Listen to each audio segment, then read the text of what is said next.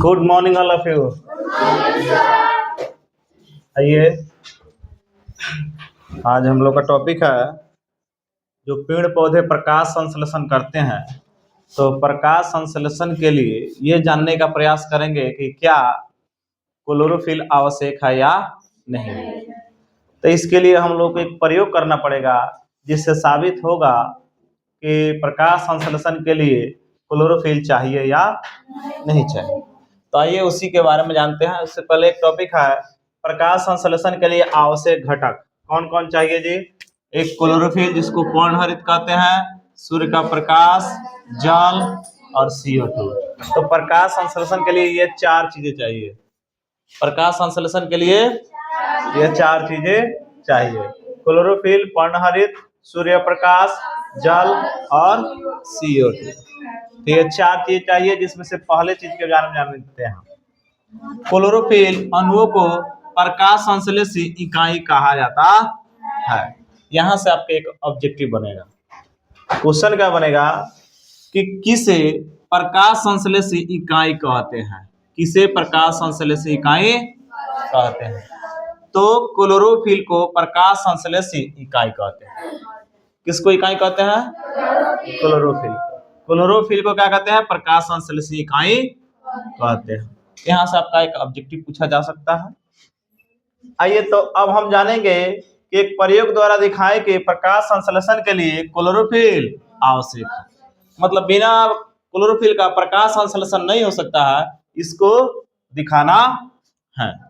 तो आइए जानते हैं। तो प्रयोग के लिए आवश्यक पदार्थ, प्रयोग के लिए क्या क्या चाहिए, पहले वो चीजों के बारे में जानते हैं। एक तो क्रोटोन या कोलियस का पत्ता चाहिए।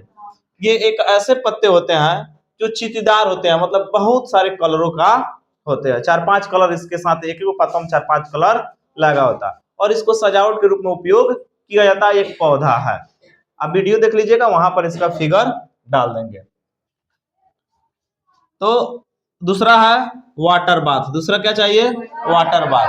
तो इसको कहते हैं वाटर बाथ, जिसमें पानी रहता है एक साइड, अब बीच में एक और बाथ लेकर उसमें पत्ता डालकर उसमें अल्कोहल डालकर गर्म किया जाता। तो यह है वाटर बाथ। उसके बाद चाहिए अल्कोहल में उबालना। तो इसका जो ये बीच में एक और बाथ को रखा गया है, इसको कहा जाता है अल्कोहल, इसमें डाल दिया गया है। तो अल्कोहल चाहिए हम लोग को। अल्कोहल का मतलब शराब, स्पिरिट। आयोडीन का घोल। उसके बाद क्या चाहिए? आयोडीन का घोल चाहिए। उसके बाद चाहिए पेट्री डिश और जल। यानी हम लोग के पास लगभग 6 चीजों की आवश्यकता पड़ेगी इस प्रयोग को करने के लिए। ठीक है, तो देखिए, अब इतना बड़ा लंबा चौड़ा भाषण देने की गरज नहीं है, बस आप फिगर देखिए और फिगर से पूरा क्वेश्चन बनाने का प्रयास कीजिए। करना क्या है, सर्वप्रथम हम क्या लिए हैं?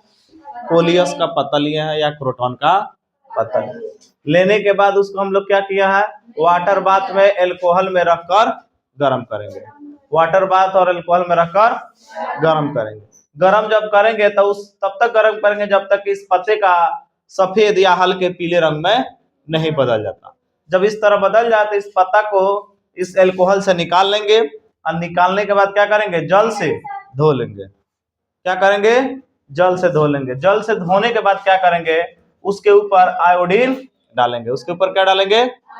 आयोडीन डालेंगे। आयोडीन जैसे ही डालेंगे तो हम देखे होंगे कि जो हमने इसमें चिन्हित भाग किया था उस भाग को चिन्हित करना है। देखिए वहां पर थोड़ा छूट गया था, यहाँ पर क्या करना है? भाग को चिन्हित करना है। किस भाग को चिन्हित करना है? एक तो इसमें कई रंग होते हैं, तो हरा रंग भी होगा। क्या हला कर रहा? एक तो इसमें क्या होगा? हरा रंग होगा और दूसरा सफेद रंग भी होता है। इसमें क्या होता है? सफेद रंग भी होता है। तो दोनों कलर को चिन्हित कर लेना है, हरा वाला को और सफेद वाला को। तो जब हम पूरा इसको उबाल देंगे तो उबालने के बाद ये पूरा किस कलर का बदल जाएगा? या तो पीला रंग में बदल जाएगा, नहीं तो सफेद रंग में बदल जाएगा। ठीक है, अब इस पत्ता को लेकर किस में डालना है? पेडी डिश में रखकर और उसके ऊपर आयोडीन का घोल डालना है। तो जैसा ही आयोडीन का घोल डालिएगा तो आप पाइएगा जो हरा रंग था, वो हरा रंग वाला जो भाग आप चिन्हित किए थे वो गाढ़े नीले रंग में बदल जाएगा। किस में बदल जाएगा? गाढ़े नीले रंग में बदल जाएगा। जबकि इस सफेद वाले भाग पर इसका कोई प्रभाव नहीं पड़ेगा, सफेद वाले भाग पर कोई प्रभाव नहीं पड़ेगा। अर्थात इससे इस प्रयोग से साबित होता है कि प्रकाश संश्लेषण के लिए क्लोरोफिल चाहिए। क्यों चाहिए? क्योंकि हरे वाले भाग में किसका हुआ होगा? क्लोरोफिल होता है। हरा वाला भाग में क्या होता है? क्लोरोफिल होता है, जिसमें स्टार्च बना। जब प्रकाश संश्लेषण क्रिया होगा तो क्या बनेगा? स्टार्च बनेगा। और स्टार्च क्या करता है? आयोडीन से जब अभिक्रिया करता है तो नीला रंग में बदल जाता है, गाढ़े नीले रंग में बदल जाता है। तो इस तरह इस प्रयोग से साबित होता है कि प्रकाश संश्लेषण के लिए क्या चाहिए? क्लोरोफिल चाहिए। तो इसमें क्या लिखाया गया उससे ज्यादा मतलब नहीं है, आपको अपने भाषा में यहाँ से फिगर देखकर याद करने का कोशिश कीजिएगा। तो चलिए अब हम जो लिखा है उसके बारे में बता देते हैं।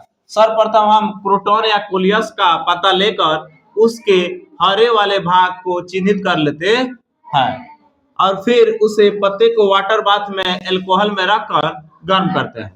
जब पत्ता पीला या सफेद हो जाता है तो उसे सावधानी से अल्कोहल से निकालकर जल से धो लेते हैं। फिर उस पत्ते को पेट्री डिश में रखकर आयोडीन का घोल डालते हैं तो पाते हैं कि चिन्हित वाला भाग गाढ़े नीले रंग में बदल जाता है, परंतु पत्ते का सफेद वाला भाग नीला नहीं होता है, क्योंकि हरे वाले भाग में क्लोरोफिल था जिसमें स्टार्च था। जब क्लोरोफिल होगा तो स्टार्च बनेगा, जो आयोडीन से अभिक्रिया करके गाढ़े नीले रंग में बदल गया। जबकि सफेद वाले भाग में क्लोरोफिल नहीं था, जिसमें स्टार्च नहीं था, जिसके कारण आयोडीन का उस पर कोई प्रभाव नहीं पड़ा। अतः प्रकाश संश्लेषण के लिए क्लोरोफिल आवश्यक है। तो इस तरह आप इसको याद कर सकते हैं, कोई दिक्कत नहीं ना है। देखिए तो एक बार हम फिर से बता देते हैं। देखिए इसको ज्यादा ध्यान देने की जरूरत नहीं, आप फिगर से देखकर इसको याद कीजिएगा। सबसे पहले हम क्या लिए हैं? पत्ता लिया है। किसका पत्ता? कोलियस का या क्रोटॉन का। क्रोटॉन का या कोलियस का पत्ता लिया है, जिसमें बहुत सारे चित्तीदार वाले भाग होते हैं। उसमें हरे और सफेद वाले भाग को क्या करना है? चिन्हित करना या रेखांकित कर लेना है। चिन्हित या रेखांकित कर लेना है और फिर इसे वाटर बाथ में लेकर अल्कोहल में डालकर गर्म करना। कब तक गर्म करना है? जब तक कि इसका सफेद रंग में या हल्के पीले रंग में नहीं बदल जाता। फिर जब उस तरह बदल जाता है इसको सावधानी से निकालेंगे और जल से धो लेंगे ताकि उस पर जो अल्कोहल लगा है धुल जाए। तो जब धोने के बाद अब फिर क्या करेंगे? एक पेट्री डिश लेंगे और उसमें पत्ता को रखकर उसमें आयोडीन का घोल डालेंगे। जैसे ही आयोडीन का घोल डालेंगे तो हम पाते हैं जो हरे वाले भाग को हम रेखांकित किया, चिन्हित किए थे, वह क्या बदल जाता है?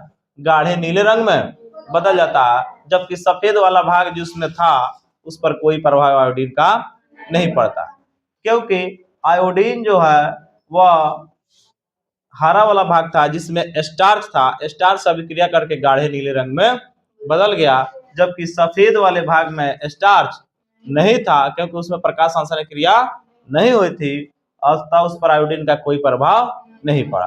अतः हम कह सकते हैं कि प्रकाश संश्लेषण के लिए क्लोरोफिल आवश्यक है। बिना क्लोरोफिल का प्रकाश संश्लेषण नहीं हो सकता। कोई दिक्कत यहाँ तक? चलिए, हाँ जाइए, कहाँ सुनाइए।